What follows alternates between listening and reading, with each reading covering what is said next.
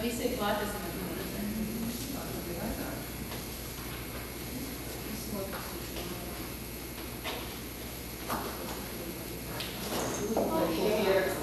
Mums parasti bijis vairāk, bet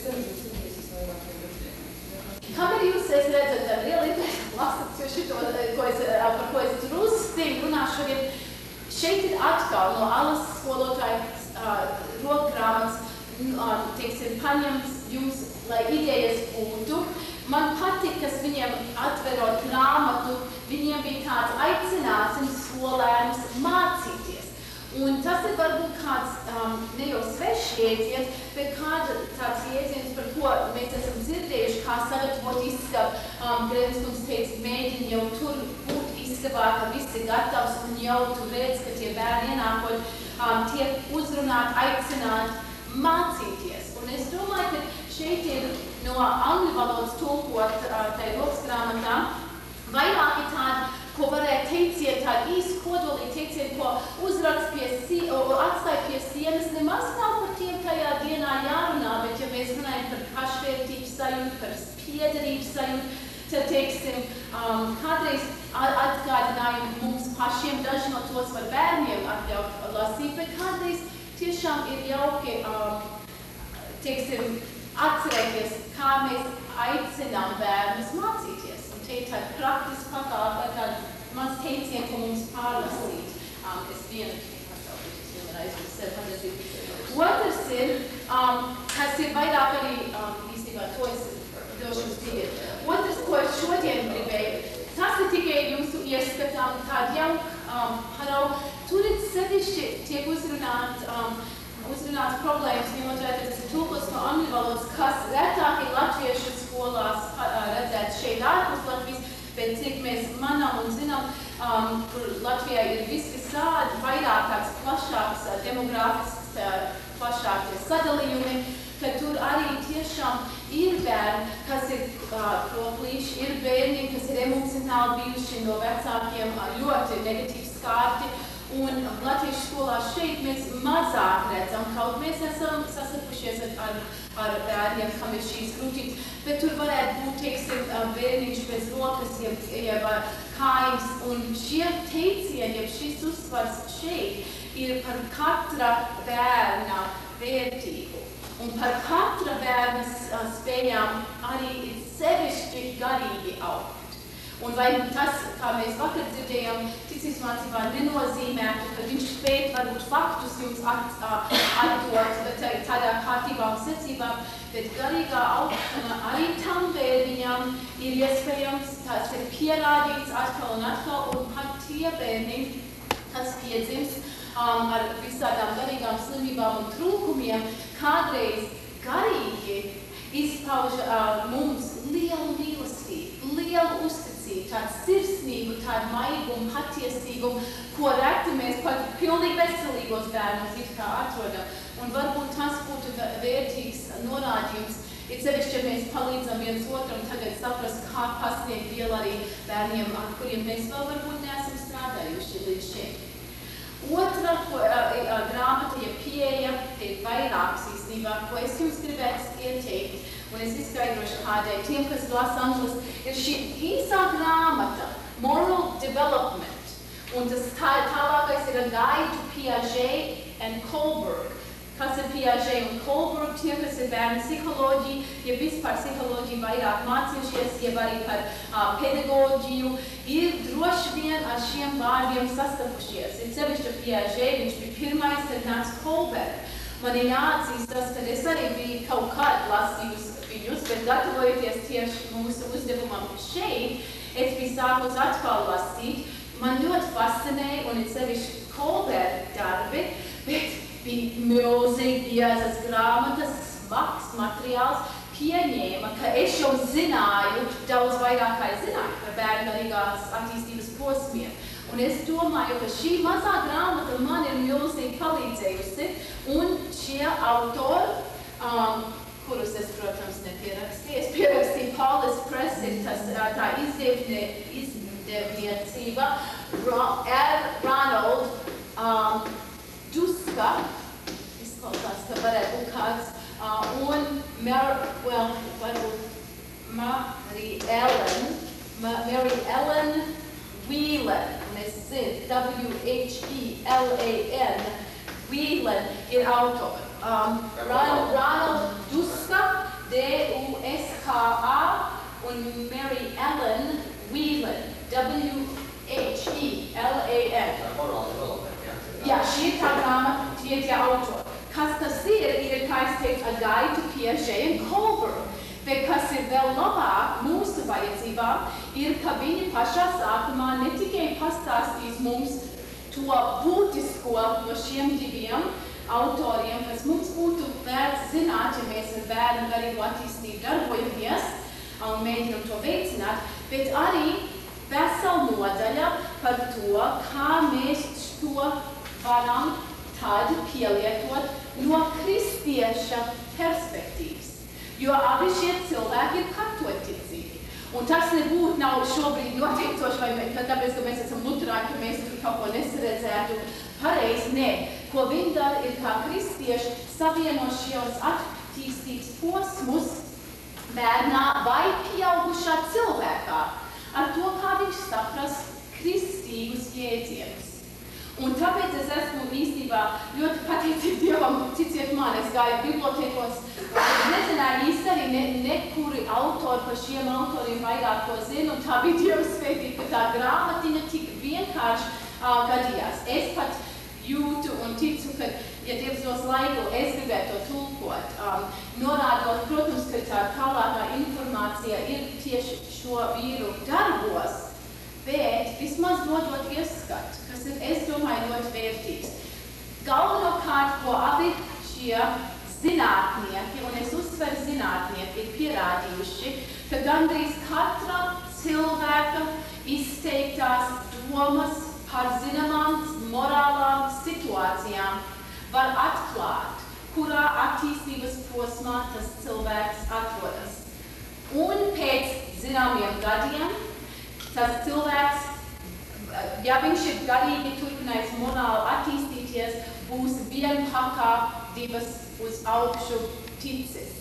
Piagetam ir daudz vairāk nekā es esmu šeit uzrakstījusi, tikai tādēļ, ka laika trūkuma dēļ un arī nezināšanas dēļ. Man ir grūti stāstīt daudz, par ko es nezinu. Es zinu, ko viņi darīja abos gadījumos, ir intervēja galvenokārt bērnus, bet arī vecākus. Un uzstādīja viņiem zināmas situācijas. Kas notiktu ar to bērnu, kas to vai to ir izdarījis, likumu pārkāpis, un ieliek vienmēr kaut kā interesantu domu. Piemēram, viena situācija Piaget gadījumā ir, kad viņš uzstāda bērniem 8 līdz 10 gadu vecumam, 11 gadu vecumam tādu situāciju.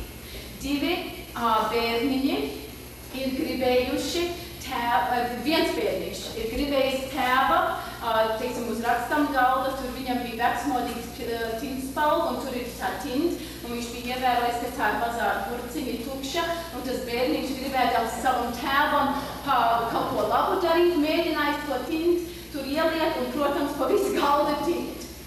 Otrs bērns ir gribējis spēlēties uz pie tēva darbarīkiem un pie tēva rakstam galdu un paņēmis un ar to tintu spēlējies un pa visu galdu tint.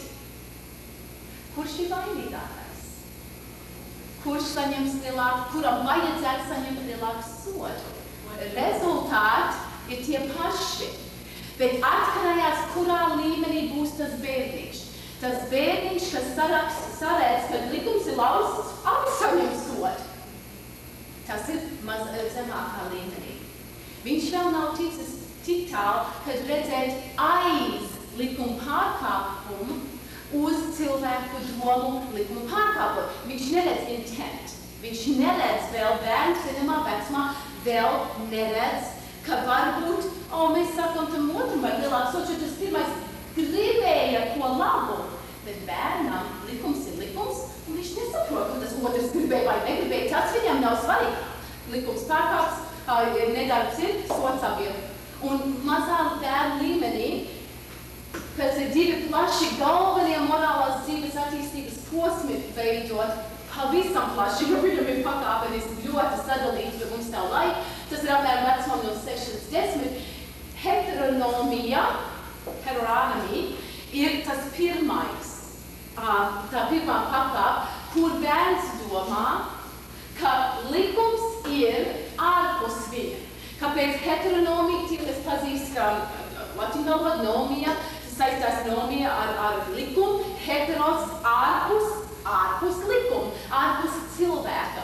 Citos vārdos, likums nav internalizēts, bērns nav to pārbaudījis, likums ir svēts, jo mamma un paps teiks, ka tas ir likums. Un tajā vecumā ir ļoti viegli no vienas puses darboties ar bērniem.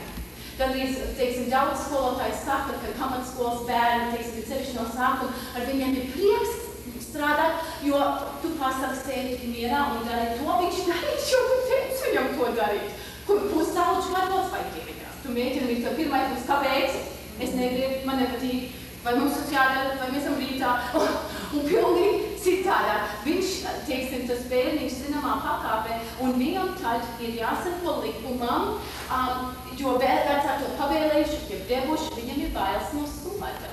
Viņš grib, šī Piaget teorijā, viņš grib vecākiem ir skolotājai par labu, ko darīt. Nevienmēr, kaut vieglāk, mēs gribam to veicināt. Jo, ja tas bērns paliek tajā līmenī, jūs saprotiet, viņš kā garīga persona neattīstīsies. Un vienalga, cik vecākiem un arī jums, kad ir bijis bērni, ir bijis kārdinājums tikai teikt, ir zināms vecums, ka mēs vēl sakām, mamma saka, tā ir punkts. Bet pēc laika tu labāk sāk saprast, ka tas bērns, lai augtu, viņam ir jāpārbaud. Jo citādi viņš netiek uz augšu uz autonomiju, kur tas viņš seko likumam automātiski, jo pats viņš ir izšķīries tam sekot. Viņš pats ir to pārbaudījis un nolēms, ka tas likums ir viņam noderīgs, ka tas ir pareizs, ka tas ir taisnīgs. Piaget ļoti uzsver, ka bērni pieaugušie grib zināt, ja likums ir taisnīgs, labi, man nepatīk to izpildīt, bet es izpildīšu. Martin Luther King ir viens piemērs, kur viņš mācīja sabiedrībai un cilvēkiem, viņš bija morāls cilvēks. Viņš tajā sistēmā ir viens no atrodams vienā no augstākajiem, ne pēdējā pakāpē. Viņš teica, jā, cilvēkam ir jāsako likumam, ja tas ir taisnīgs. Un ja nav taisnīgs, tad viņam ir morāls pienākums nesekot. Un morāli eticisti, mēs redzam, ka kristīgā dzīvē tas mums ļoti uzmanīgi jādarbojas. Jo, ja mēs runājam ar bērniem par baušļiem, ir zināms vecums, kad mēs varam teikt, ka teiksim, mēs varam saprast, kā viņi uztver šo likumu. Vēlāk mums ir jāiet dziļāk un jāmēģina radīt to domu, ka šie likumi no Dieva arī rada labumu ne tikai tam cilvēkam, bet sabiedrībai. un tas ir taisnīgs likums. Tā ir laba mācība, ne tāpēc tikai, kad Bībele to pavēl. Jo tā ir sekulāra līmenī ticība no vienas puses. Kāpēc Bībele, kāpēc Dievs to gribēja pavēlēt? Jo tas nes svētību atpakaļ mums un vaigo to pasaulē. Un tur ir konsekventi jāatcerās Piaget, ka tas uzsvars ir sevišķi, tur ir milzīgi daudz vairāk, kā es minēju, bet man šī lieta uzskata, ka, teiksim, kā vispārīgs ievads, ka mēs saprotam, kurā līmenī morālā attīstībā varbūt ir tie, ar kuriem mēs strādājam, tad mēs varam arī saprast, kā viņi mūsu teikto uztver. Un mēs gribam, mērķis šis cilvēks zinātnieks ir audzināt, ka tas bērns, ja cilvēks aug uz augšu, teiksim, aug dziļumā un neseko. Tas ir tā starpība, kad mēs sakam Dievu bīties, nenozīmē no viņa baidīties, bet kad tu savieno to respektu un cieņu ar to sajūtu, ka tas ir taisnīgs Dievs, mīlestība, un tāpēc tu arī viņa priekšā krīt uz ceļiem. Un ne tāpēc, ka tev ir bailes, ka viņš to pataus. Un reliģija ir klibojusi. Reliģijas, teiksim, vēsture pierāda, kā mēs esam no vienas puses klibojuši. Sakarā ar to, ka kādreiz ir vieglāk, ne? Vieglāk kontrolēt tajā līmenī. Arī reliģijā ir vieglāk kontrolēt. Un tas ir tikai jums domu grauds, un, ka, teiksim, viņš runā, teiksim, par rituāliem un neprasīt, un nepārbaudīt pašiem, un nelasīt pašiem, un neaudzināt tālāk.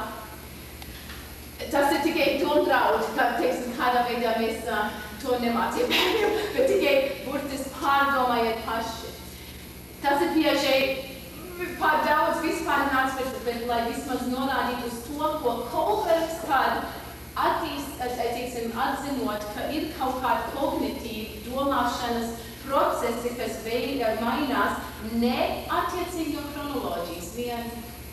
Ir vecāki cilvēki, viņš ir atradis Kohlberg, kas gāja tālāk ar šo teoriju, ka, piemēram, cietumos viņš ir gājis un intervējis pieauguši cietumnieks, noziedzniekus ar tiem morālām situācijām, grib redzēt, kā viņi reaģēja, kuru viņi vaino, kādu sodu piešķir šīs morālos jautājumos, un viņi ir atraduši, ka kaut varbūt 55 gadus vecs, tas bērns varētu būt Tas Dieva bērns, tas cilvēks varētu būt zemā morālās attīstības līmenī. Tas nav kronoloģisks.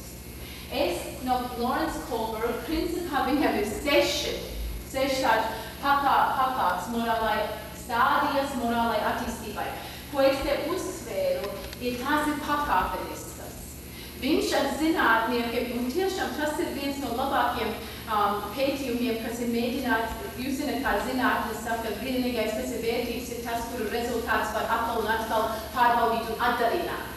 Kad rezultātus science, teiksim, the experiment is repeatable with the same result. Nu šeit, kur psiholoģijā mēs nesagaidītu, ka tā spēj, viņš tomēr ar šīm situācijām ir atradis zinātnisku pamatojumu, kad atkal un atkal zināmos jautājumos attīstās, kad pakāpeniski tu nevar pārlekt vienai pakāpei pāri. Tev jāattīstās pamazām.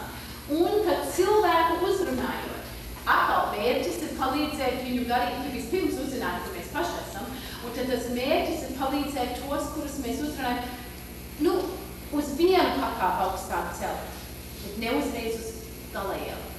Un tas ir man pašai bija fascinējoši, kad es sāku par to domāt, un mēs ar mācītāju Raudušelu runājam, kad dažreiz draudzes mācītāji un droši vien skolotāji, uzrunājot savus cilvēkus un gribot to labāko pieņem, kad viņi saprot, par ko mēs runājam tādā līmenī, kad viņi varbūt ir, viņi nav zemākā, bet viņi varbūt saprot no šī līmeņa to, ko mēs sakam, un angliski teikt, they miss the point. Un mēs kādreiz tie, kas ir iedziļinājušies un kaut kā morālā attīstībā jūtam kaut kā, es gribu, lai tie bērni tā domāt, jo tā, mēs kļūdamies tādā ziņā.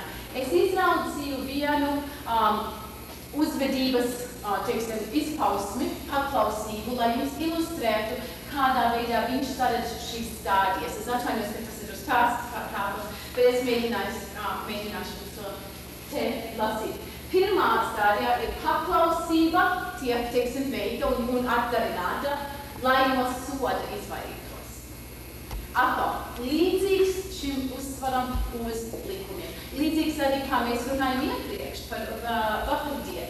Paklausība, lai no soda izvairotos, jo cilvēks negrib sev ļaunu darīt. Bērniņš grib sekot likumam, lai nebūtu sods, lai viss būtu labi, lai viss viņam būtu mierīgi. Un mazi bērniņi zina, un viņi pārbauda, visi no jums, kam ir bijuši bērni, zina, cik reiz viņš liks to roku tur, kur nevajag skatoties uz tev vienalga, cik tu saka, nē, nedrīkst. Nē, un tad kāds smaida, kamēr beidzot viņš grib redzēt, vai tam nē ir sekas, vai tu būsi konsekventi, ka nē ir nē. Un es domāju, tas ir tā, bet viņš grib izvairīties no soda pēc tam, kad reiz ir uzsist uz rociņu, viņš saprot, aha, ja es to darīšu, man uzsitīs uz roku, ja man bargi uzbļaus. Un es nedarīšu vairs to. Tā ir paklausība, vai tāpēc, ka mamma vai papas vai skolotāji ir lielāka nekā mēs. Otrkārt, mēs negribam, lai tas turpinātos, jo tad mēs izaudzināsim vainīgus bērnus, ka katru reizi, kad viņi redz kādu, kas ir lielāk, tā akli un tā šauri sevi savvēlkot, iet un tad dar tikai to nemaz nepārbaudot, ko no viņiem prasa. Un te mēs redzam sabiedrībā. Te mēs redzam, kur kādreiz garīgi cilvēki, kas nav tālu tikuši, ir bijuši no vecākiem ļoti iedzīt zemē ar to nē, vai ne? Viņiem nav atļauts brīvi domāt, ja viņi ir kaut ko pārkāpuši, milzīgi sodīt abusive parents. Un tas vecāks pats nedrošībā par sevi, kā kaut kāds kungs un pavēlnieks, ir to bērnu nemitīgi sodījis un pat fiziski, un tas bērns bailēs terorā nekad nespēja izaugt no tā. Un garīgi atpalicis, un vienīgais, kā viņš prot vairs sadarboties ar sabiedrību, ir ar varu. Un tas ir vienīgais, kas viņam ir mācīts. Ja tas pāriet tam līmenim pāri. Un tas arī, es domāju, es varbūt riskēju, bet es domāju, ka garīgi arī sievietes un vīriešu attiecībās mēs redzam, ka garīgi attīstījušās laulības, kur abi morāli aug, arī ir tādas, kur ir līdzvērtības princips, kur otram neļauj virsū, tu man tā darīsi, jo es to tev pavēlu.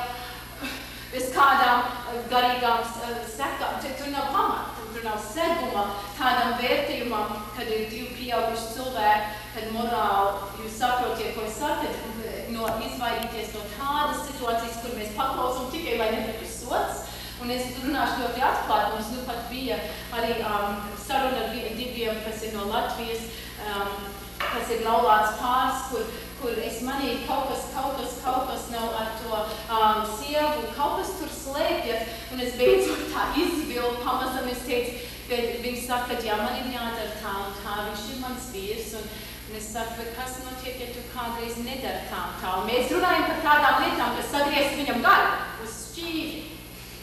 Jā, šis ir jauns cilvēks, un es teicu, bet kas notiek, ja tu to nedari? Un viņi teica, bla, un es beidzot teicu, viņš taču tev nesit. Jā. Un es teicu, tev nav tas jāpieņem. Nekad nedrīkst tā būt. Nevar. Un viņi saka, bet viņš saka, es esmu to pelnījis. Jūs varat iedomāties, es nezināju, ko darīt. Un man bija bailes tālāk darīt, jūs zināt, kāpēc, jo viņi brauc atpakaļ uz pilnīgs citas sistēmas, kas ir varbūt atļautas kādai domāšanai turpināties. Un ko es tagad zamulkšanāšu nabaga cilvēku, un es neesmu tur, lai konsekventi palīdzētu, bet tad es ņēmu un mēģināju audzināt to vīru. Es nezinu, vai tas izdosies vai ne, bet es viņiem ar humoru, es nezinu, kā priekšā, un arī ar Dievu vārdiem. Un kaut kā var būt, es tikai skatījos, varbūt kaut kas tur pielikt, bet mans pirmā reakcija bija, es nezinu, man tā iesita, kad kā tas var būt, bet pieauguši cilvēki pāri 30 gadu vecumu. Un viņa vēl bija tādā līmenī.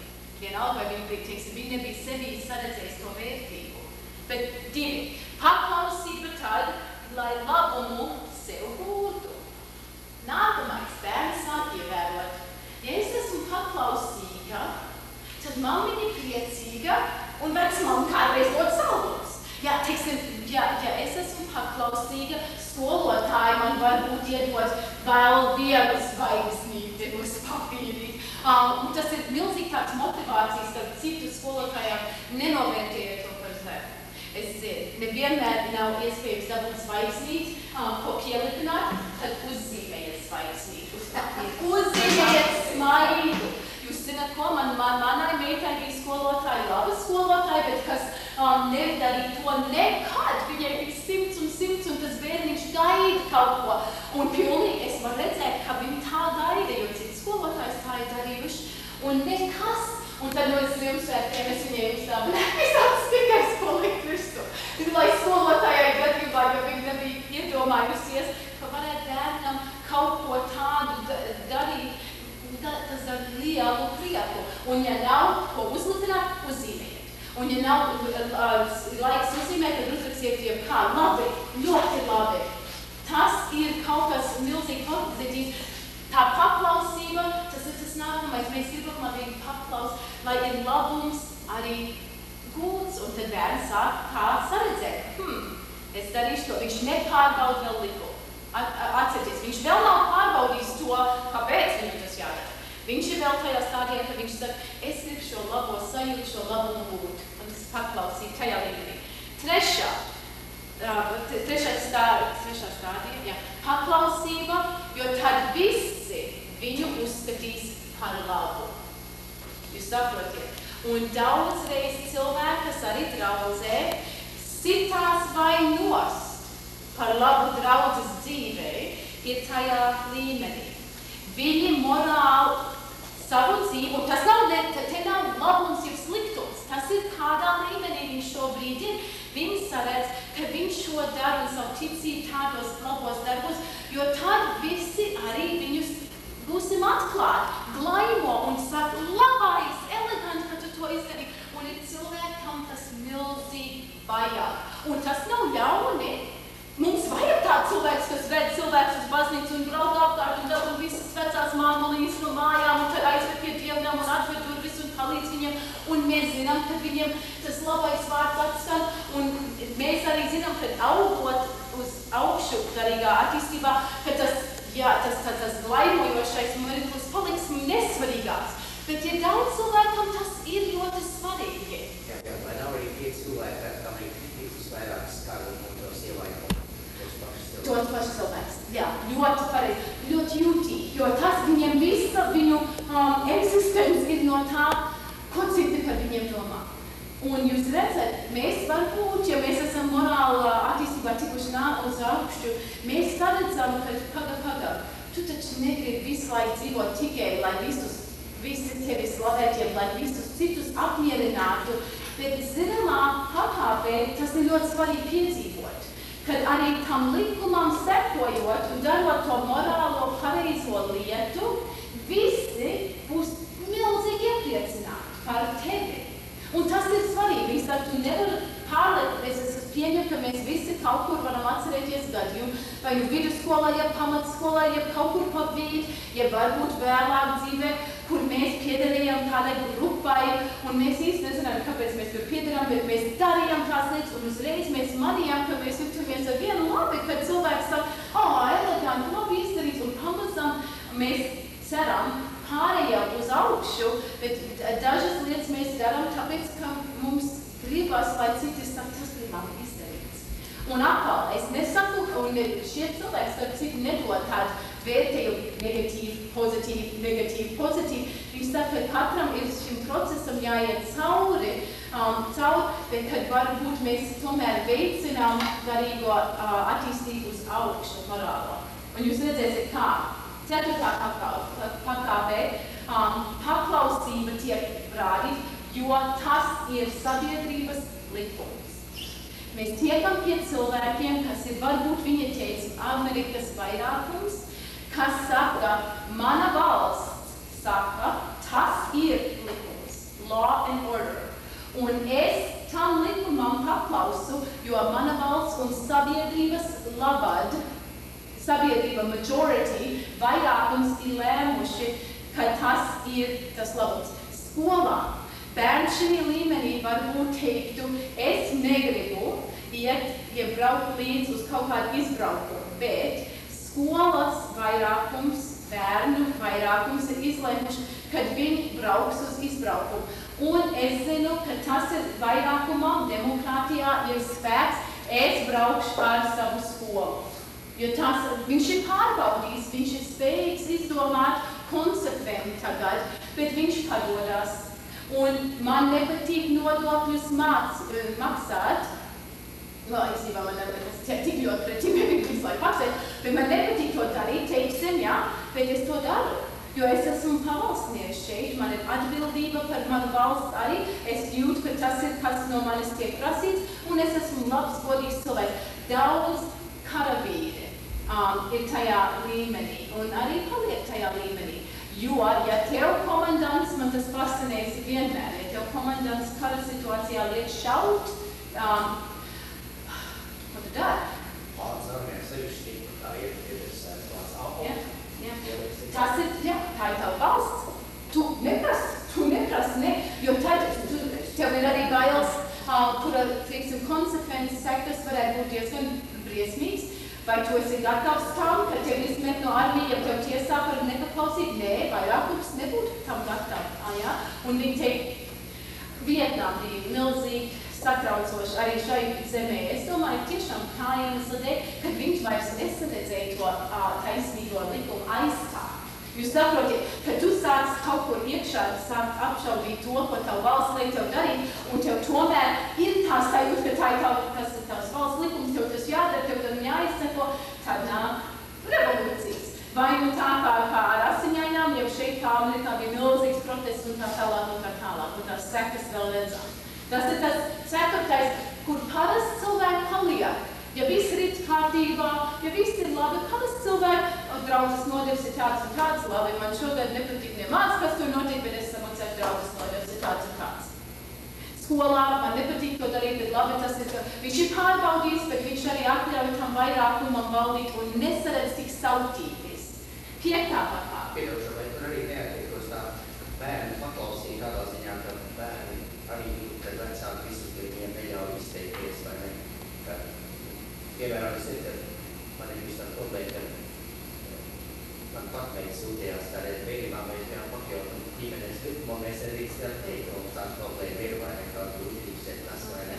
Jā, līdzīgi, vai ne? Līdzīgs varbūt, jā. Tajā līmenī, jā, ka mēs redzam, ka tas ir sabiedrības, jeb ģimenes, jeb skolotājas klases likums. Un mēs tomēr te sākās, kur pārbauda, ka tas ir, teiksim, viņi redz to labumu visiem, kas varētu būt, ja arī viņš kā indivīds padodas. Viņš sāk saprast to, teiksim, tas... Viņš to pieņems. Tieši tā. Vai vienmēr patīk vai ne, bet viņš spēj saredzēt, ka tas vairākums ir svarīgāks šī punktā nekā viņš viens pats. Piektā līmenī tas vēl attīstās. Paklausība, jo tā nes svētību citiem un veicina sabiedrību. Un tas nav vairs tāpēc, kad lai visi te uzskatītu par labu bērnību. Tas ir tāpēc, ka tu gribi, lai sabiedrībai būtu kāds labums arī no tevis. Ka tev ir vienalga, tas ir, kur mēs atrodam vairākums, pat tur, kur Jēzus teica farizējiem. Viņš lieto to piemēru šī grāmatā. Kad šeit ir, kur viņš farizējiem teica, paga, sabata likums, taču bija, teiksim, dots cilvēkiem, un jūs nesabats, jūs saprotiet to domu, kad viņš saka, pagaid, tur bija kaut kāds labums, un jūs esat to atņēmuši, skatoties tikai uz likumu vien, jūs esat verdzinājuši, un tie farizēji, kas morāli skaitījās, it kā tie vadītāji, Jēzus saka, jūs tur neesat, jūs esat kaut kur atpakaļ savā morālā attīstībā, un es te ir paklausība, teiksim, tādām augstākam likumam, un pamazām arī Kolbergs uzsver, ka pamazām, jo morālāk mēs kļūstam, jo tie likumi kļūst arī ne tik daudz saistīti ar jā, nē, bet, kā to saka, ne teorētiski, bet jūs saprotiet, teiksim, saistās ar garīgām lietām. Tas likums pats par sevi kļūst dziļāks un plašāks, kam tu seko. Un šeit vēl tomēr tu esi vienas draudzes, baznīcas, sabiedrības, skolas labā saredzējis, ka tu strādās, lai nestu svētību labumu viņiem. 6. pakāpe reti kāds sasniedz. 6. pakāpe ir paklausība, jo pats likums ir svēts. Citos vārdos, neatkarīgi no tās sabiedrības. Tu esi pārbaudījis to likumu ārpus savas ierobežotās sabiedrības, ko reti kad spēj. Viņš ļoti labi paraugu lietoja. Te dzīvo primitīvi kultūras cilvēks šeit, ielējā. Te ir kauli visapkārt. Viņš ir visu laiku gaisam šiem posmiem cauri, sekojas likums, darīs labumu, un kaut kas šeit starp 4., 5., 6. ap to augsto galu. Kaut kāds šis morālais cilvēks sāk sajust, ka man ir jāseko šiem likumiem, un es vairs viņiem neticu. Es gribu pārbaudīt šos likumus. Un sabiedrība principā negrib, lai pārbauda likumus. Ne, sabiedrība vai tā ir demokrātiskā, jeb arī komunistiskā, vienalga. Es domāju, ka principā, ka tu uzstāj draudzi, neviens īsti negrib, lai nāk iekšā un saka, kāpēc mums ir nodevs, kāpēc nevar būt brīvs iedojumi? Haus izceļās. Reti, kad mēs tiekam uz nākamo pakāpi, pirms nav kaut kāds puskarš izveidojies, ja? Jo cilvēki negrib, lai maina kaut ko kā tādu likumu, ja?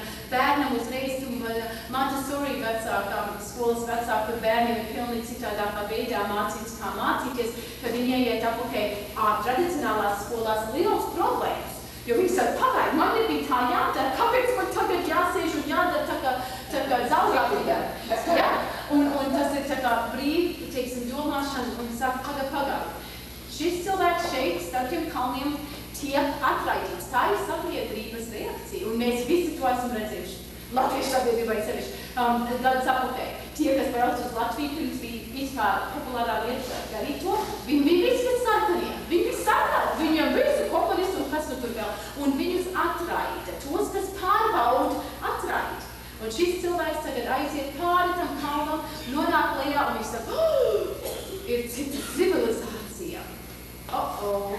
Un daži tie likumi, kas šeit bija svēti, te nemaz nav ievēroti. Un daži šīs lietas, ko man atļauj šeit darīt, tur neatļauj. Un viņš sāk domāt, kura ir meklējama likuma pamats? Kas tad definē, vai tava sabiedrība, ja kaut kas augstāks? Vai ir kaut kas augstāks nekā tas mazais, tā mazā ieleja, kurā es esmu atradies visu savu mūžu, un jūs saprotiet, kāpēc es to reti kāds sasniedz morālā attīstībā. Tur viņš īstenībā atrada Gandhi, Kristu, viņš atrada tāds cilvēks, kas ir varējuši būt kādai augstākai likuma devējām, ja kaut kādai augstākai sistēmai būt paklausīgi, teiksim, tas lietoja to paklausības domu, neatkarīgi no tās sabiedrības. Un ja šis cilvēks, kā šeit piemērs ir, aiziet vēl pāri kalnam un atrod vēl vienu, vai nu tad viņš samulst pilnīgi dimbā, ja? Jo viņš nezin vairs, kādēļ man šī sabiedrībā māca vienu lietu, un šeit šī sabiedrībā, kur liekas, viss arī iet puslīdz labi, viņi māca kaut ko pretēji. Un tas ir cevišķi, tur viņi lietoja dažādas paraugs no tādām lietām, ko mēs varētu, piemēram, senā laikā, vai var vairāk kā viena sieva būt. Monogami, poligami, ja? Mēs rietumu civilizācijā savam viens sieva, ja? Bet Salomons, teiksim, un tagad tas cilvēks saka, man taču mācīja, pagaid, uz mūžu derīgu un laulīgu un tas, un tagad es aizēju tur, viņiem ir 2, 3, 4 sievas, un tā lieta liekas iet. Okay? Un tad mēs meklējam morālā, ētiskā dzīvē kaut kam augstam. Vēl pāri sabiedrībai, pāri normām, un jūs saprotiet, šeit nav runāts tikai, Kolbergs nerunā tik daudz par kristīgo attīstību arī, ja? Šeit ir psiholoģiskā. Jūs saprotiet, kāds no vienas puses problēmas var arī būt, kad mēs sākam to savienot ar kristīgo, bet šī grāmata to dara ļoti labā veidā, un es zinu, es esmu aizrunājusies par daudz ilgi, jo es gribu, lai Rasmai ir laiks arī, bet es gribēju jūs iepazīstināt, un ko es arī Maijai teicu, kas man ir interesants, viens tāds paraugs bija, un es, varbūt, ja jums nebūs laiks tagad klasē rakstīt, bet uz rītdien uzrakstiet man, kā jūs reaģētu. Jo šis ir viens slavens paraugs no Kolberga, kas atklāja diezgan daudz par to, kur jūs atrodaties savā garīgā attīstībā. Un es nelasīšu to visu angliski, bet es domāju, ka es varu būt tikai jums izskaidrošu to, jo tas ir ļoti garš angliski, ne jau pavisam garš, bet tur ir viens cilvēks, viņa vārds ir Heinz, ja nav kāds viņa vārds. Viņam ir sieva, kurai ir vēzis. Viņa mirst, viņa ir lielās sāpēs. Ir zināmas tikai vienas zāles, kas viņai spēja palīdzēt. Tādas zāles pārdod veikalnieks. Veikalnieks, kas uzzinājas, kur tās zāles var dabūt par samērā lētu naudu, ir arī uzzinājis, ka viņš ir vienīgais tajā pilsētā apkārtnē, kam šīs zāles ir. Un viņš domāja, kā labs biznesmenis, kad viņam ir tiesības, ņemot vērā, ka viņam pieder tikai šīs zāles, par tām prasīt augstāku cenu. Šis Heinz ir diezgan trūcīgs, sieva ilgi slimojusi, nav daudz naudas, viņa ir milzīgās sāpēs, viņš iet pie šī veikalnieka. Un saka viņam, lūdzu pārdod man tās zāles par lētāku cenu. Ne par ko nepārdos par lētāku. Viņš saka, ka man sieva mirs, ne, viņam vienalga. Tad Heinz saka, pārdod man par to augstāko cenu, bet es tev pamazām samaksāšu par šīm zālēm. Ne, es gribu savu naudu, jeb zāles nebūs. Heinz aiziet atpakaļ mājās. Tajā naktī vērojot savas sievas ciešanas, viņš nespēja to panest. Aizgāja nakts vidū, ielauzās veikalā un nozaga šīs vajadzīgās zāles. Kad veikalnieks, redzot, ka tās ir vienīgās zāles, kas ir nozagtas, uzzināja, policisti gāja pie Heinz un viņu apcietināja. Es gribu, lai jūs esat savās domās tas tiesnecis, kura priekšā tagad Heinz būs novests. Ko jūs lemtu, kādēļ. Un tas ir uz rītdienu. Vai tās zāles tikai atņemtās sāpes, ir tās zāles vispārīgi izveseļot? Nav teikts. Nav teikts. Tipiska reakcija, grib vairāk informāciju. Nē, nav teikts. Kad viņi šo darīja, viņi cilvēki jāsaprot, viņi tieši gribēja izraisīt tādu reakciju. Jums ir jālem par milzīgi grūtām situācijām dzīvē. Un vienmēr nav zināms visas tās blakus informācijas. Kad jūs mācat bērnus, jums ir jāpieņem zināmas lietas par tiem bērniem, un tu vienmēr nezini, kas viņam mājās aiz durvīm notiek. Un ja vajag mēģināt no viņa reakcijām, no viņa izteiktām domām izgudrot, kur viņš atrodas un varbūt kāpēc, tad pakāpeniski var viņu audzināt. Citādā kādreiz mēs nezinot, tāpēc teoloģiski, kad mēs sakam, ka Dievs ir tēvs un visvaldītājs, tajā līmenī, ja kāds sit un gāž kam bērnam, iznāk tā, likums ir, jo Dievs ir tik liels, Dievs var tikai darīt to, nāk sots un sekas ir negatīvas, kur ja mēs sakam, viņš ir tādīgs, kas grib mūsu labumu veikt un ka grib mums mīlēt un svētību dot, mēs tikai ar to, kā mēs Dievu raksturojam, esam palīdzējuši tam bērnam tikt tuvāk otram līmenī.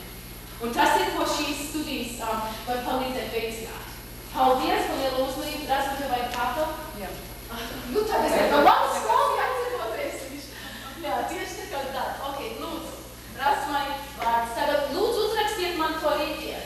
Jums nav jārakst vārdu. Ja jūs esat, mēs visi gribam būt anonīmi cilvēki. Jā. Un ja jūs... Jā, domāts ir tik pārteikumos. Es domāju, es gribu zināt, kā pārteikumos to var izrakstīt.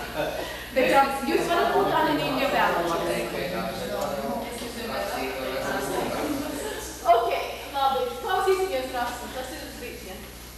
Es tikai ļoti īsti runāšu šodien, es jums likšu strādāt. Es domāju, ka pietiek ar visādām teorijām, tagad būtu jāliek praksē. Bet pirms es to daru, es gribu jums mazliet pastāstīt, kādā veidā es gribu izveidot šīs nodarbības, šo vingrinājumu. Ja mēs apskatām Bībeli no tā viedokļa, ka Bībele ir Dieva darbība, apraksta Dieva darbība mūsu dzīvēs, cilvēku vēsturē. Un tas ir cilvēku rakstīta grāmata, kas izskaidro, kādā veidā viņš vai viņa ir sapratusi un izpratusi Dievu nodarbošanās viņa dzīvē. Zināmā kultūrā, zināmā laikā. Tad mēs arī šodien, ja mēs lasām tos pašus tekstus, kādā veidā tie teksti mūs uzrunā.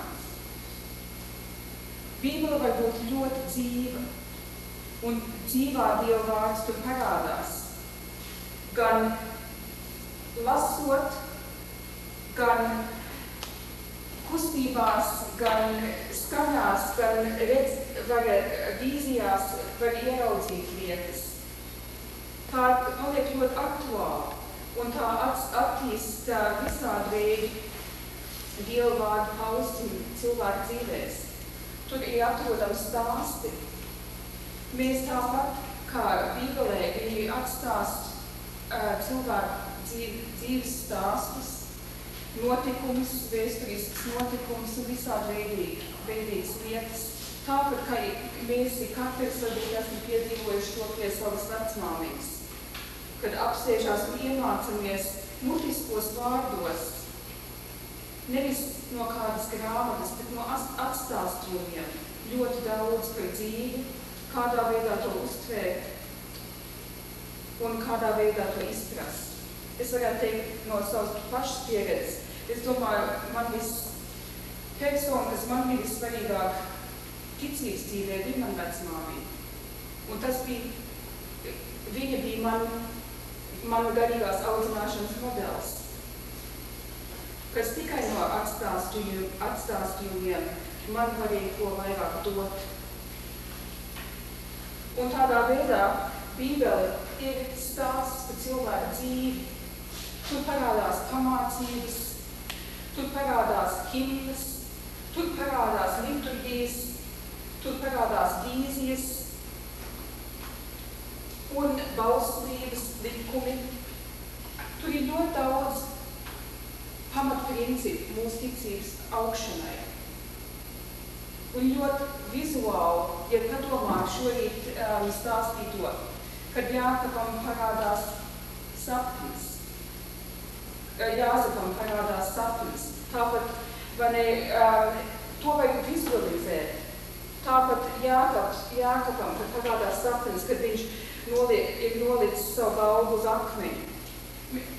Kad es tādu to stāstus lasu, tad es varētu uzzīmēt bildi, kādā veidā es to uztveru. Tāpat, ja mēs domājam par jaunodarību un kā Jēzus uzrunā cilvēkus, tur ir dialogs. Nevis tikai mūsu vārdu lasīšana, bet tur ir saruna viens ar otru. Un tādā pašā veidā Bībele mēs varam sarunāties ar dzīvām personām.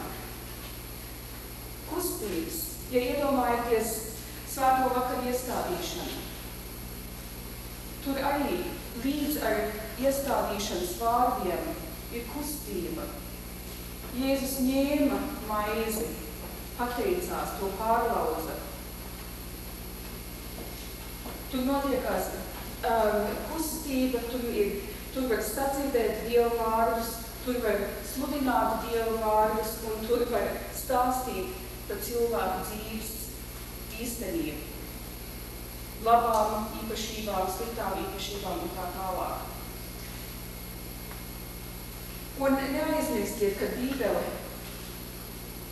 ir atstāstījums no mutes vārdu tradīcijas. tāpat kā man vecmāmiņa deva man ļoti spēcīgi garīgi attīstību mantojumu. Tas tāpat tie cilvēki, kas Bībelē parādās, ir devuši mantojumu tālāk. Kā piemēram, jūdu ebreji ticības cilvēki atstāst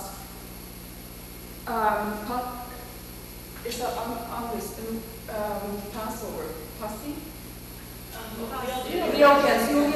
Lieldienas stāstu, kad viņi tanī vakarā atstāsta burtiski to, ko viņi burtis tradīcijā 1000 gadiem ir devuši tālāk. Un tādā veidā es jums arī došu vingrinājumu vienu tekstu atstāstīšanai, bet tas arī saistīsies ar vakardienas lekciju. Es jūs gribu izdalīt četrās grupās. Viena grupa būs saistīta ar to pirmo gadgājumu no 2 līdz 6 gadiem. Otrā grupa būs saistīta ar 7 līdz 12 gadu vecumam. Trešā grupa būs saistīta ar apmēram 12 un mazliet vairāk. Tad pēdējā grupa mēģinās atstāstīt to pašu stāstu vecākai grupai. Tā ir 18 gadu vecuma. Teiksim, varbūt mūsu iesvētamo vecumā. Un es esmu nodokļos kopijas izrakstījusi tās lietas, ko es vakar stāstīju, tā, lai jums būtu kaut kāds pamats, vai ne, uz kā no kā smelties, vai ne kādā veidā to tekstu tuvāk apskatīt. Un izvēlaties, neaizmirstiet, ar kādu vecumu gājienu jūs strādājat. Un būs interesanti noklausīties, kādā veidā jūs tos atstāstījumus tagad sniegsiet tālāk. Mums būs viens kopējs teksts, un mums vajadzētu parādīties 4 savādas versijas no tā paša stāsta. Kaut gan Bībelē ir tikai viena versija rakstīta. Mūsu latviešu Bībelē ir tikai viena versija rakstīta. Ja mēs padomājām, cik daudz Bībele tulkojumu eksistē vispār, teiksim, angļu valodā sarakstīts, katrai ir kaut kāds pagrieziens, jo pat stāstot, viens cilvēks saredz varbūt kaut ko citu, ja varbūt otrs atkal lieto vienu vārdu, kas viņam ir aktuālāk izskaidrot to galveno domu, ko viņi mēģina izteikt. Tad redzēsim, kādā veidā jūs varat to veikt. Un līdzās ar to, es domāju, ka tas būs tas pirmais, ko es vēlos, ka jūs darat. Un pēc tam es gribētu arī, pēc tam, kad jūs esat savu atstāstījumu izgudrojuši, kādā veidā jūs to atstāstīsiet jūsu gājumu bērniem vai jaunietiem. Tad es arī gribētu no tā, lai jūs izgudrojat, kādas citas aktivitātes tagad klasē notiksies. Jūs tagad to atstāstījumu esat izstrādājuši, un tad pēc tam varbūt nolasiet to oriģinālo tekstu, bet tagad, kas notiekās ar to tekstu, vai jūs pamatiet, un tad ejiet kaut kādā citā vingrinājumā, kas neattiecās. Jums ir vienmēr jādomā, ka to Bībeles pantu, ko jūs gribat, jeb stāstu, gribiet ievest, ka tur ir vienmēr kaut kādas saistības. Vai tas būtu ievadā, lūkšanas ievadā, sākot, vai tas būtu dziesmā atstaņots, vai tas teksts būtu tad atstāstīts un dziļāk iedziļināties tanī. Varbūt ar 18 gadu vecumam būtu kaut kāds debats, kas izraisīties. Vadoties no tās informācijas, ko es jums izsniegšu, ko mēs vakar pārunājām, es gribētu, lai jūs kaut kādu citu aktivitātu piedomāt klāt, ko jūs varat kādā veidā jūs varat veicināt šo stāstu turpinājumu, jeb analīzi vai interpretāciju vai pielietošanu to dzīves īstenībai. Dzīves īstenībai, kā tā attiecās 2 līdz 6 gadu vecumam vai 18 gadu vecam bērnam. Un viena lieta, varbūt, ko es padomājiet, kad jūs domājat par projektiem vai tā būtu vienalga, es negribu dot nekāds piemērs pašlaik, vēlāk varbūt es varēšu ieteikt dažas idejas, kādā veidā jūs varat izmantot tās aktivitātes un kādu veidu aktivitātes, kas atkarājās no vecuma. Domājiet par jautājumiem, ko jūs viņiem uzstādiet. Ko jūs gribiet, lai tie bērni no šī stāsta saņem? Un es domāju, ka ja jūs domājat tādā veidā, vai arī kāpēc jūs šo stāstu viņiem sniedz, tad varbūt tādā veidā jūs varat arī izveidot savu atstāstījumu. Tā, lai tas bērns saprot, un no tā viņiem kaut kas aktuāls nāk, ko viņi varētu pielietot savā dzīvē. Tu gribēji kaut ko minēt? Jā, es gribēju piebilst, ņemot vērā arī, ka tas ir drusku citādāk nekā tikai noklausīt pusstundu lekciju, kad ir tikai laika ierobežojums. Es domāju, ka mēs varētu arī līdzīgi teikt, ka tur, ja pietrūks laika līdz 4, tad rītā iesākot, varat uzstāt, atnākt apakaļ, un rītā mums ir arī cerība, ka būs vēl volumūtu tā, bet viņai arī ir referāts. Tātad mēs varam no vienas puses to, ko mēs runāsim, un tā atļaut jums rītdien iesākot katrai grupai atstāstīt, lai jums nav tā kā milzīgi laika spiediens. Ja jums ir to laika spiediens, mēs ietesimies tieši kādā veidā tas izkārtojās šodien. Ja jums ir vajadzīgi vairāk laika, tad jūs varat turpināt. Ja es, piemēram, rītā nebūšu tiešām klāt. Mēs varam mēģināt. Bet jūs varat mēģināt vai nekādā veidā. Man tas interesē redzēt, vai mēs tiešām dabūram 4 versijas vai nē. Jā, un tas teksts, es esmu jums nodrukājis no Bībeles tekstu, Lūkas 19. nodaļa no 1. līdz 10. Man jums ir nodrukāts. Un tas ir stāsts par Caķeju. Un kādā veidā tagad jūs viņus saredziet un kādā veidā jūs sniegsiet to tālāk saviem bērniem. Mēs esam 12 pēc mūsu divām. Tad varbūt tad sadalīsim, jā, tad mūsu katrā grupā. Tad jūs 3 varat strādāt kopā. Kur vecums mums to atbīd? Tur ir uzrakstīts. Vai jūs jautājat, kāds tur par 17 gadiem un vecāki? Vai tie ir bērni vai jaunieši? Jaunieši. Es savus jaunieši, es ar 14-15 gadu uzskatu tos kā jaunieši. Es ieteiktu nelikt tos 2 kungus kopā. Nē. Tikai jūs strādāt kopā. Tad jūs būsiet šī gada un jūs nāksiet šeit kopā ar 2 dāmām strādāt. Un tad jūs strādāsiet ar 18 gadu vecumu, tas ir iesviens vecumu bērniem.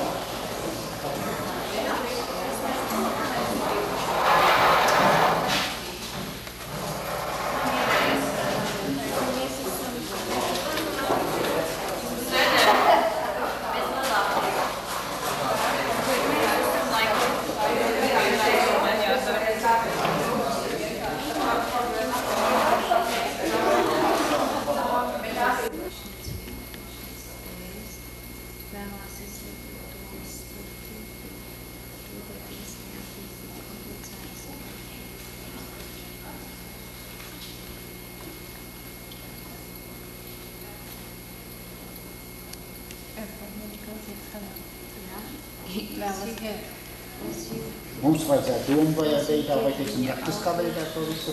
Nē, ja jūs tagad mutiski atstāstīt to bērnam, teiksim, jaunietim, jums ir 18 gadu.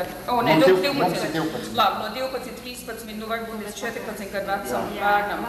Kādā veidā tad jūs to atstāstīt viņiem?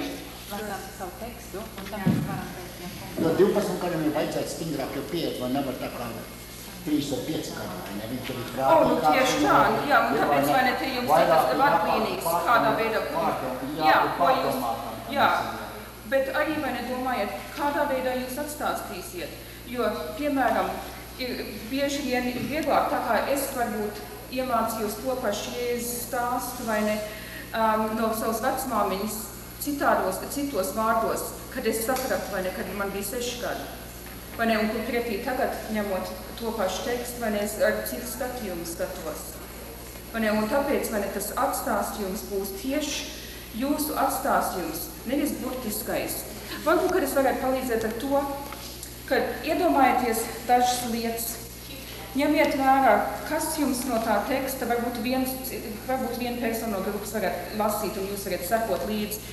Pasvītrojiet varbūt tos galvenos punktus, ko jūs gribat uzsvērt, kas jums liekas svarīgs no tā teksta. Tas ir 19. nodaļa no 1. līdz 10. pantam. Un varbūt izvēlaties, kad arī pastrīkojiet to galveno domu, jeb to galveno pantu, kas jums liekas ļoti svarīgs. Tāpat kā vai ne mācītājs Cālīts šorīt, Prāvis Cālīts šorīt, vai ne lika pastrīkot, vai ne savu tekstu, vai ne tos galvenos principus vai pamatmācības. Tas varbūt jums tad palīdzēs veicināt to atstāstījumu tieši šī vecuma bērnam. Tas palīdz mazliet labāk.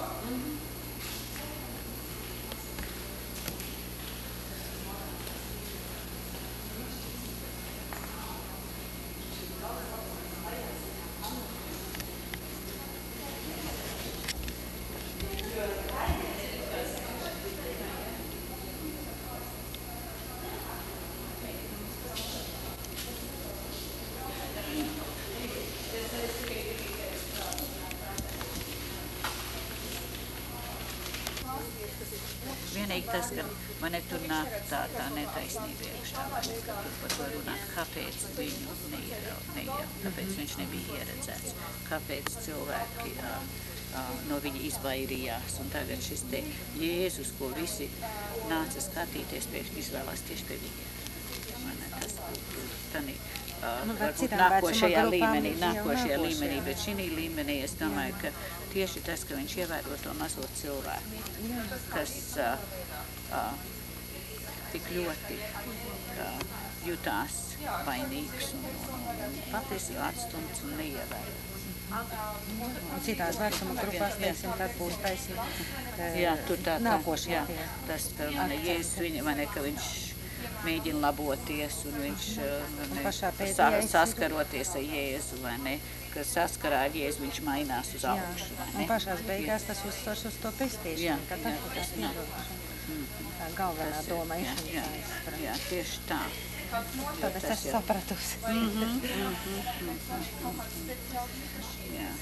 Tā kā tas, kas tas ir, es nezinu, kā tādām citām grupām ies, bet man liekas, ka mēs savējo izstāstīt. Mēs esam jau. Es domāju, ka jūs varat pēc citiem parunāt. Mums tagad vairs nav ko teikt. Es iedomājos, ka viņš nebija plānojis ar Jēzu personīgi satikties. Viņš gribēja Jēzu redzēt, kāds ka viņš esmu. Bet Jēzus nonāca tajā vietā, paskatījās uz augšu. Jo Jēzus jau zināja, ka viņš tur sēž kopā, vai ne? Jā. Tad vārds sabuši kaut ko bija Jēzus, bet dzirdējis, vai jā. Mēs varam runāt par to, kā mēs rēģējam, ka mēs sastopam svarīgs cilvēku. Bieži man ir bail no tā cilvēka. Un es arī kā plokā varbūt. Jā, tāpēc es saku, viņš varbūt nebija paredzējis nonākt nes kādās satiecībās ar Jēzu un sarunā, bet viņš ir redzēt par priekš, kāds viņš izskatās. Ja viņi vispār ir ko runāt, varbūt viņam arī bailes. Kāds viņš esot. Jā, kāds viņš esot, jā. Un arī tādā ziņā. Un otrs, es domāju, ka tur ir teicis, atķer kāpsteigšu zemē, ja man šodien jāiegriež savā namā, ka tas bija tam caķējam milzīgs pārsteigums. Es negribu rakstīt. Tu labi sekretāri man esi. Nē. Man jau ir sekretārs liet līdz acīm. Sekretāri līdz acīm padomā, ko? Es nezinu, ja man būtu jārunā, es domāju, ka tas galvenais būtu šeit tas piedošanas motīvs. Beigās piedošanas, jā. Tā es to izskaidrotu. Bet ne tikai piedošana, es domāju, ka šis cilvēks Saķejs, viņam ļoti svarīgs ir tas, ko citi par viņu domā. Vai ne? Jo viņš ir tā kā zemā sabiedrības. Kur tas ir teikts, ka viņam ir svarīgi, ka ko citi par viņu domā? Tas, ko es mēģinu tagad izskaidrot. Ka viņš nebija augsti vērtēts tajā sabiedrībā. Un ka viņš maz auguma cilvēks arī. Un viņš nesagaidīja, viņš ir tur rakstīts, un tas steigšus nokāpt zemē, un viņu uzņem pie sevis ar prieku. Un jūs agrāk teicat, ka es domāju, ka viņš bija pārsteigts par šo visu.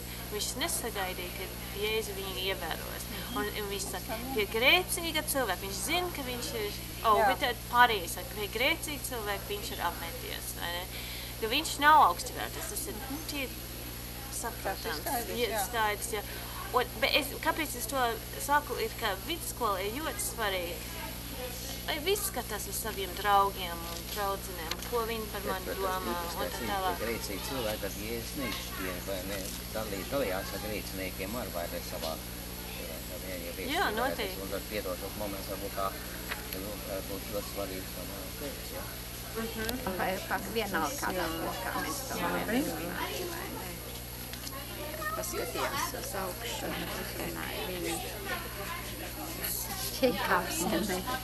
Vai viņš saprast arī šodien jāiegriež tavā namā? Kad Jēzus piesakās pie viņa iet ciemos. Jēzus piesakās iet ciemos. Un tā kā citi ļaudis par to bija uztraukšies. Visu, kur nevis sacīja pie grēcīgi cilvēki, viņš ir apmeties. Es domāju, varbūt ļoti audzinoši labs punkts ir tas, ka tas steigšus nokāpa zemē. Jā, tāpēc, ka Jēzus pieteicās iet ciemos. Kur viņš bija ļoti laimīgs, ka Jēzus bija viņas ciemos. Kā tad tas ir savukārt, tas ir atkal... Jā, tad, kā piemēram, ka Jēzus grib nākt pie mums. Mums vajadzētu būt gataviem.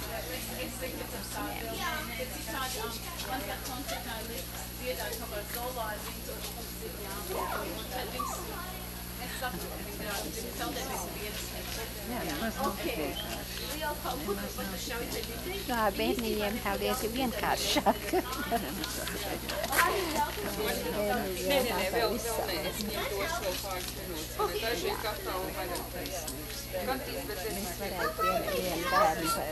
Cik jums ir bērni klasē? Tas ir kurā klasē, bet apmēram 6. 6 un viss viengadīgi apmēram vienā. Tie ir apmēram vienā vecumā. Un tad jūs esiet mācījuši šo 7 līdz 12? Es esmu, jā. Vēl mazākiem arī. Mazākiem es saprotu, 7 līdz 12. Jā, 7 ir tie, kas ir... Mums nav ne mazām nav izpildīts. Tad jūs varēsiet... Cakai, viņš bija ne tikai Eiropā, kur tā kā uzrunā. Cakai, draudzī, nāc, tak šķulīt lejā. Es gribu pēc tevis nākt ciemos. Cakais, kā viņš reaģē? Ko jūs domājat, bērni? Ko viņš dara? Viņš tiešām pilnīgi pārsteigts. Viņš steigšas kāpj lejā, dražās uz sagatavo, sakot visu savus kauksumus ieaukt, menš, tas ir tāda maldīgi, ka saklāja galvu, Jēzus tāds ciemos, un Jēzus iet ciemos. Un tad, un visi tie ļaudži, kas tagad sekoja Jēzum, vai ne? Saka, ko viņi saka? Jēzus, bet tāda grēcinieki liek, vai ne? Es nezinu, vai mums tas ir jāmin par to grēcīgo, teiksim, tādā slāvijā.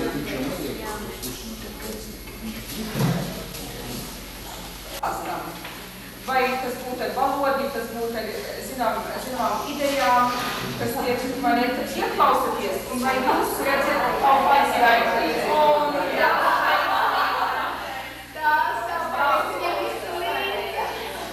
Labi. Tas nebija iepriekš sarunā. Tad mēs sākam vispirms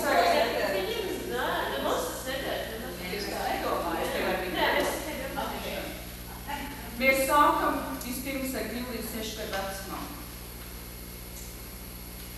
Labi. Es pārveikīšu jūs visu par 3 gadīgiem. Tagad momentā jūs esat 3 gadīgi, kuri saprot lietas tādā līmenī, kā tur tādā papīrā rakstīts. Un to es jums neskaidrošu. Sveiki, bērni! Mēs šodien domāsim veci, ka jūs esat masīvi, īsi, un jūs esat ar lieliem cilvēkiem, un jūs gribat redzēt, kas tur notiek. Kā jūs tur? Vai jūs varat redzēt? Vai jūs gribat? Ko jūs darīsiet, ja jūs gribēsiet redzēt? Dievs tev pārcels uz pleciem, ka tu varēsi redzēt. Es lēšu uz augšu. Tu vari kalēt uz augšu, ko tu vēl varētu darīt?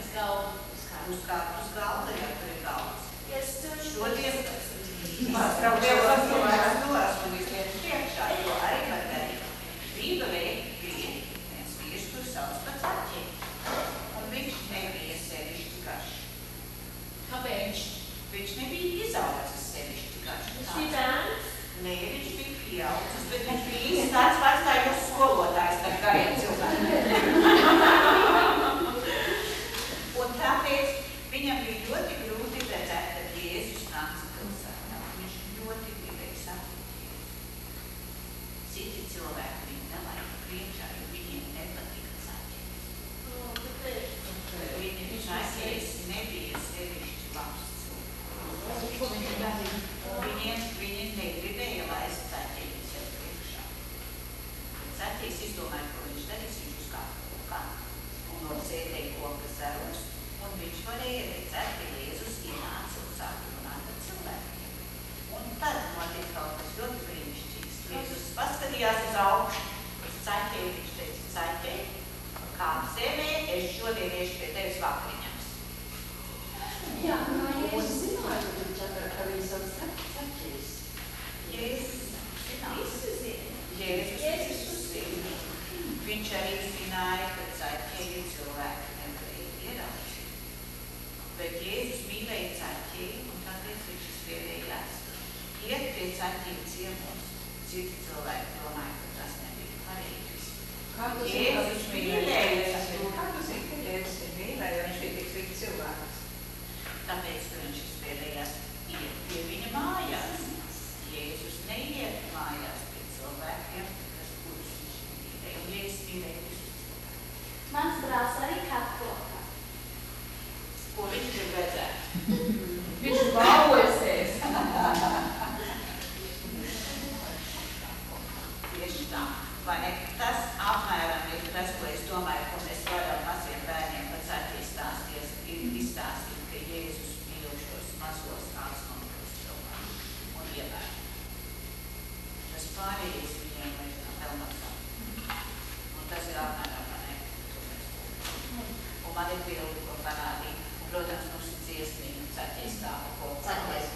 Kaut ko kā uzrāt, lai Jēzus redzētu, ko mēs varētu dziedāt. Nākamā grupa no 7 līdz 12 gadiem. Nu, labi, vienmērīgi šodien mums ir tāds ļoti interesants stāsts. Tāds stāsts par vienu mazu vīri. Nu, ziniet tā, mazais vīriņš bija dzirdējis, ka tur ciemā nākšot Jēzus.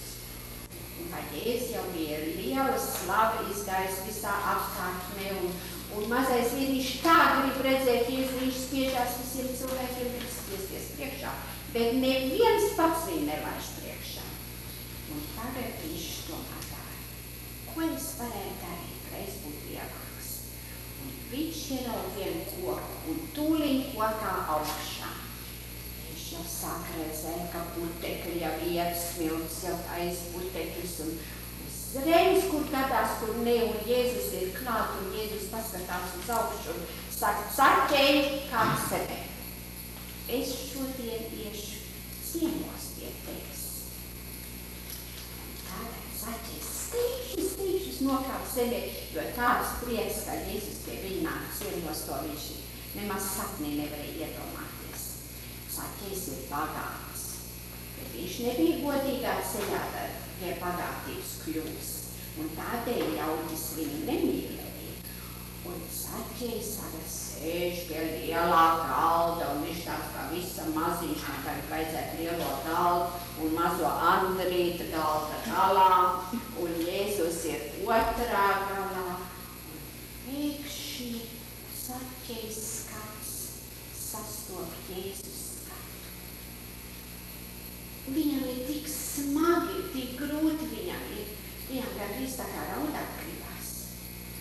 Un viņš saka tā, es atdošu to, ko es esmu paņēmis no citiem cilvēkiem. Es atdošu dubultī, ne, es atdošu četrkārtī. Vai jūs protat reizināt, jūs reiķināt, cik tur iznāc, un es varu apmērā pasaku, cik tur varētu būt un bērni reiķini. Jo redziet, kad Jēzus skats kārs sastop, viņš grib būt citākās, viņš grib būt labāks.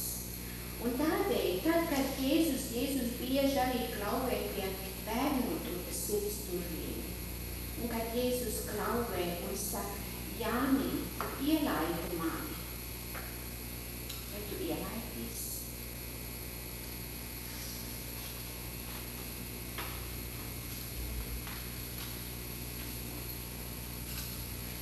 Nākamā grupa 12 līdz varbūt 14 gadu vecumam.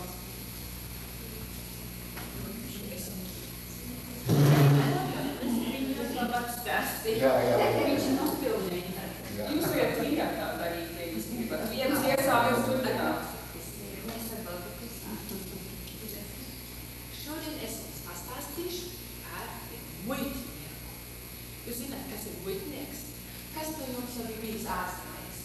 Kas no jums ir braucis pāri robežām? Kas ir piedzīvojis? Uz robežu saka, lūdzu, attaisiet koferus, parādiet, kas jums ir iekšā.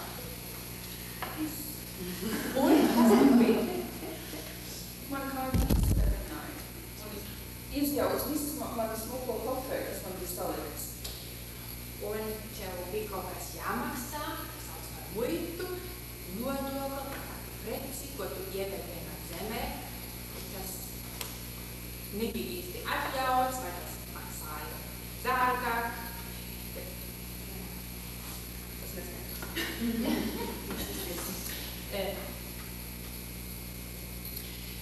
Es vienreiz braucu uz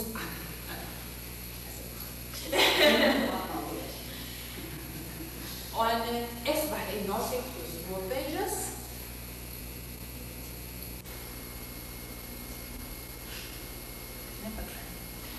pavisam lētu cigaretes. Un es zinu, mans vecētiņš labi, mīlēja cigaretes, un es viņam gribēju izdarīt lielu prieku, un es nenopirku tikai vienu veselu lielu paku cigaretes, bet divas pakas bija aizliegtas. Un man bija jāmaksā soda nauda, un tā ir tā muita. Tā soda nauda par to, ka es nopirku vairāk cigaretes, nekā bija atļauts vest pāri robežai. Un man bija robežniekam, robežsargam jāmaksā zināma summa par tām cigaretēm. Mans vecētiņš priecājās par tiem cigaretēm, bet tas muitnieks neprasīja no manis tikai to naudu, kas viņam tur bija sarakstā, tikko tik, viņš prasīja man vēl vairāk naudas. Nekā viņam tas bija atļauts. Un to naudu, ko viņš vairāk prasīja, viņš iebalta savā kabatā. Un tā bija tas Zaķejs, par ko es jums šodien gribu stāstīt. Tas Zaķejs bija viens cilvēciņš maz augumā, un viņš gribēja būt tāds liels, kā visi citi.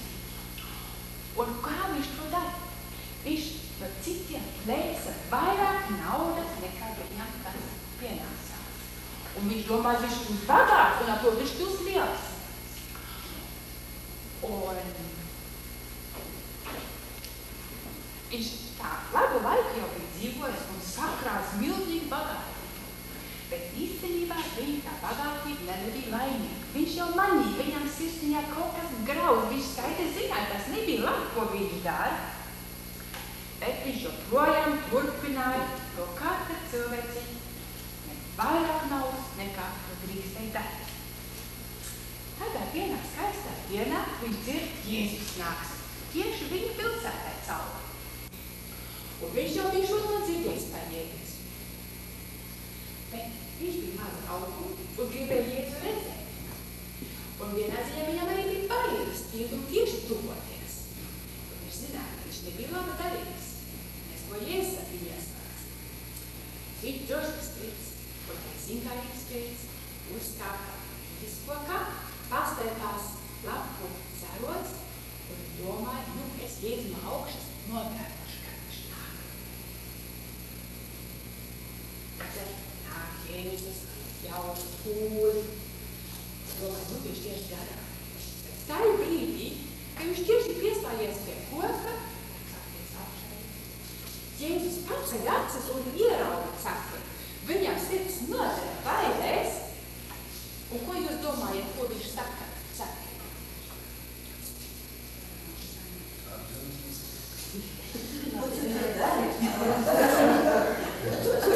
Kāpēc tu slēpies? Kāpēc tu slēpies? Zakēs iztrūsies. Vai, es nezinu, bet Jēzus viņam saka, kā droši zemē, draudzi? Jēzus saka, vārds draudzi, kā zemē? Un Zakēs tas bailes neiet. Zakēs zina, ka Jēzus viņu tās nesodīs un nelamās, bet viņš saka draudzi. Un Zakēs ātri kāp lejā, un Jēzus saka, kāp lejā, es turīgās iešu pie tevis mājās ciemos. Zakēs nokas sveika lejā, skrien mājās, liek galvu klāt un visus sagatavot, lai Jēzu uzņemtu savā mājā. Bet ļaudis, kas Jēzum sekoja, izbrīnās un nesaprot Jēzu. Jēzus ies pie šī grēcinieka mājās, ko viņš tur darīs. Es varu Jēzus aiziet pie Zakēja un Zakējs ir tik priecīgs, ka Jēzus ir pie viņas. Jēzus ir bijis tik labs pret manī, viņš ir atnācis pie manis un nāks un ēdis pie mana galva. Ko es varētu darīt, lai iepriecinātu Jēzu? Viņš man kā ir iepriecinājis, ko es varētu darīt, lai viņu iepriecinātu? Un Zakējs izdomās, es esmu daudz naudu ņēmis no nabagiem, un es atdošu viņiem atpakaļ. Bet es domāju, ka tas vēl nepietiek, un man vēl kāds slikts sirdsapziņa. Es iedošu viņiem 4 reizes vairāk. Ja es esmu ņēmis $5, es viņiem atdošu $20. Man pilnīgi pietiek. Un Jēzus bija tik priecīgs par to, ka viņš teica, Zakēj, tu esi tiešām labs cilvēks, un pēdējais teica, tiešām labs cilvēks, un tu esi man pataisījis cietīgi. Tas ir tas sāns. Un es atjāņu. Un vietiem tur iesāk no vecību. Es iedomāju, ka pateicu. Jā, mēs varam kopā, mēs kopā runājam visu laiku. Viņa bērni.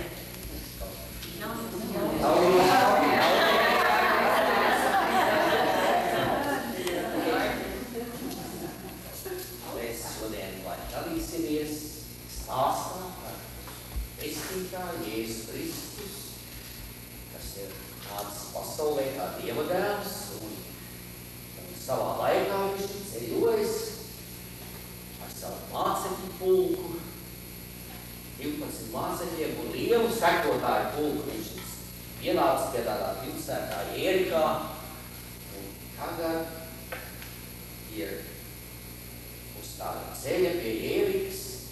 Viņš nonāca pie viena vīdes koka. Un gadās tai laikā, kad Jēzus ar saviem mācekļiem staigāja, tur bija viens tāds muļķinieks. Tautā viņš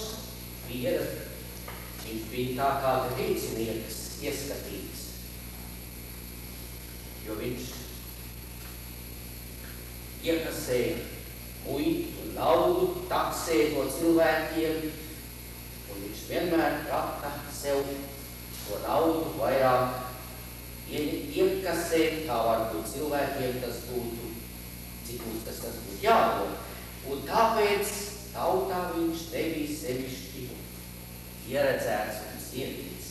Bet redziet tā, tai kokā viņš bija dzirdējis par pestītāju Jēzus brīnumdarbiem, par viņa dziedināšanas spējām un par viņa jauno dāvizēšanu no cilvēkiem. Un viņš gribēja to cilvēku, viņš savā zīkāras dzīts, viņš mēģināja piekļūt Jēzu, bet viņš nevarēja tikt klāt, jo bija daudz cilvēku, un viņš baidījās arī satikt cilvēku vidū. Viņš paslēpās un uzkāpa un paslēpās mītus kokā, lai labāk varētu redzēt pestītāju Jēzu Kristu.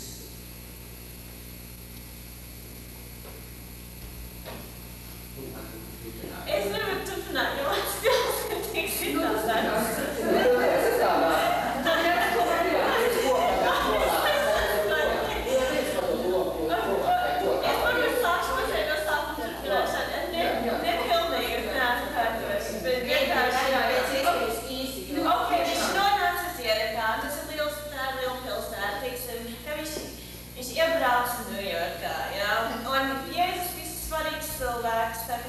Jādomā par mūsu svarīgiem cilvēkiem. Piemēram, es zinu, kas jums ir svarīgi. Michael Jordan, jā? Viņš bija kā Michael Jordan, slavēts, bet viņš nebija slavēts, bet viņš nebija liels sportists. Viņš vienkārši bija gudrs, viņš ir labs mācītājs, cilvēki domāja, ka viņš darīja brīnums un cilvēki nevarēja viņu saprast. Un šis te saķējs, viņš bija īsts, viņš nebija Michael Jordan, viņš bija mazs, viņš nebija populārs, jo Michael Jordan bija populārs, viņš nebija, viņš bija fetris. Un mazsvarīgs. Un viņš gribēja redzēt šo Jordan, šo Jēzu, savu Jēzu, bet nevarēja. Un neviens negribēja viņu palīdzēt, tāpēc viņu nepatika viņš. Un tad es varbūt turpināt runāt par to, kā jums patīk, nevienam nepatīk tēmas vai kas atskats no sabiedrības.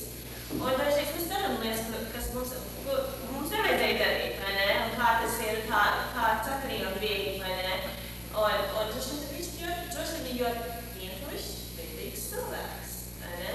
Un tad viņš kāp kokā līdz redzējies, ka Jēzus viņu iepriecināja, un deva viņam to iespēju laboties. Kā tas jutās? Un ko mēs varam vai dot citiem to iespēju, un vai mums ir arī tāda iespēja.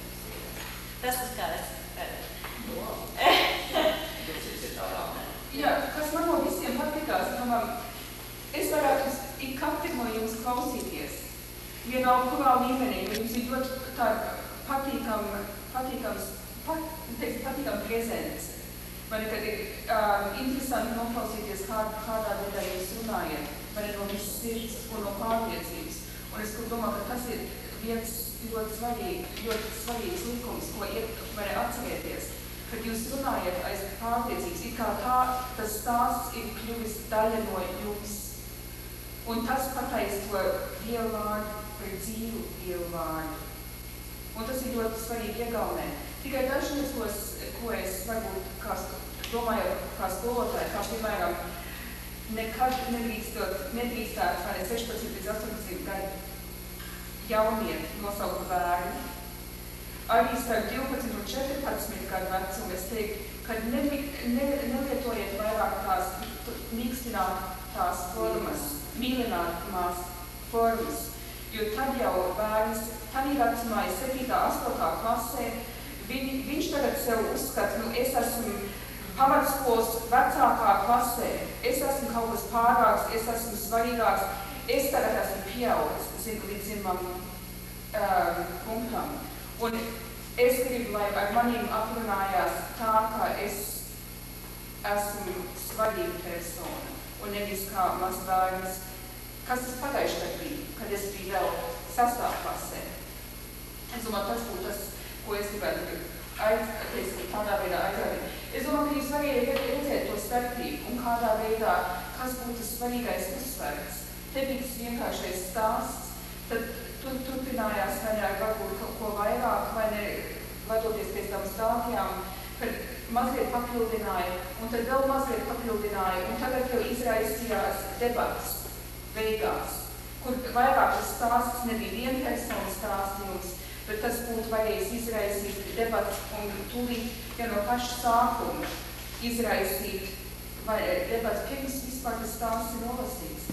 Un tad varētu teikties pie lietas, vai ne nolasīt to tekstu, vai ne kā viņš ir rakstīts Bībelē, un tad izraisīt vēl citas iespējas un citas nodarbības. Es vēlos paskaidrot to tiecības bija bērni jāatstiet no savā vēstulē, vai ne, un man tas tā kā izvest savā sīdes no atvarēt. Tas gados kādreiz bija bērni, vai ne, jo kad viņi tos, bet ārpus konteksts, es varētu domāt, ka uzreiz varētu tā kā siena nokrist, vai ne, un tie bērni, tie jaunieši vairāk nerieģēt uz jums. Jā, es varu. Bet to var arī mīlestībā. Tieši tā. Man kā vidusskolas līmenī, ja man izšķirūt, bērni, kā es ups, piedod, un teiksim, tu jau pats atcinās, tieši tā, bet tur nav tik būtu, ja viņi redz to sirdi, tad ir ok. Tieši tā. Bet kādreiz var arī izšķirūt, tad tu saki, 4. klasē, ups, vidusskolā, ne? Jā, jāpārsvācās. Ok, mums ir